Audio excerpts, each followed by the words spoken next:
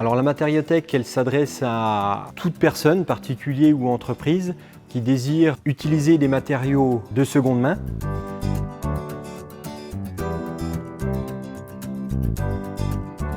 ELMD Construction, c'est une association à but non lucratif qui a pour objectif de sauvegarder l'environnement grâce à une déconstruction sélective pour le réemploi des matériaux. Nos difficultés, on va dire, c'est qu'il nous manque des bénévoles. Nous cherchons aussi des chantiers. C'est important de nous faire connaître car plus il y aura de monde et plus notre action aura du sens et sera efficace. La matériothèque, c'est quelque chose qui coule de source en fait, puisque aujourd'hui on parle d'environnement et le réemploi, je pense que c'est une manière de contribuer à l'environnement. Et nous, architectes qui sommes aux prémices de tout projet, je pense que c'est quelque chose d'important de se mettre en avant là-dessus.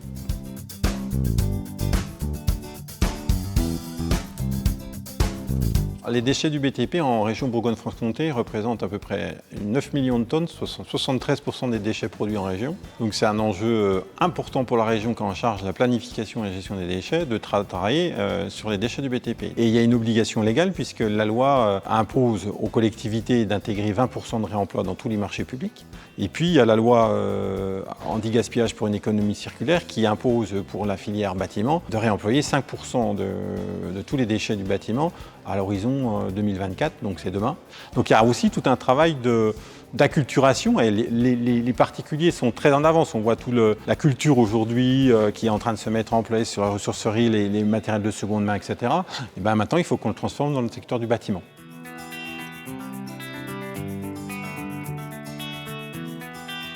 Il y a un impact écologique parce qu'on a fait 97 tonnes en 2 ans sur ces matériaux. Et puis sociétal parce qu'on va faire ça à des prix très solidaires. Alors ce projet de matériothèque, je trouve qu'il a beaucoup de sens dans un moment où on essaye de réduire nos consommations et surtout de trouver des ressources en fait réemployables à proximité, dans une logique aussi d'économie circulaire. Ça a tout son sens dans les projets qu'on peut mener sur un territoire comme celui de l'agglomération de Vesoul par exemple.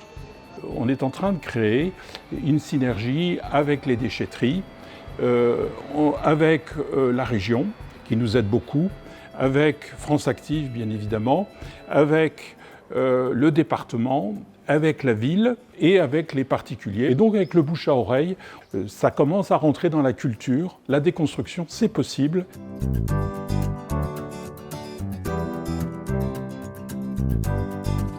Leur premier besoin, c'était l'espace. Donc on avait effectivement, nous, sur le centre de Naven, des locaux qui pouvaient correspondre à leurs attentes. Quand on a commencé de parler de leur activité, c'est vraiment les interactions qu'on pouvait faire avec notre activité, nous, de formation, d'accompagnement de public éloigné de l'emploi. C'est tout à fait en émergence. On réfléchit même à monter un incubateur, en fait, de formation, c'est-à-dire pour former sur des métiers qui aujourd'hui n'existent pas, qui sont les métiers de la déconstruction, et que du coup on puisse concevoir en fait des modules d'ingénierie pour répondre à la demande qui apparemment est en train de monter énormément.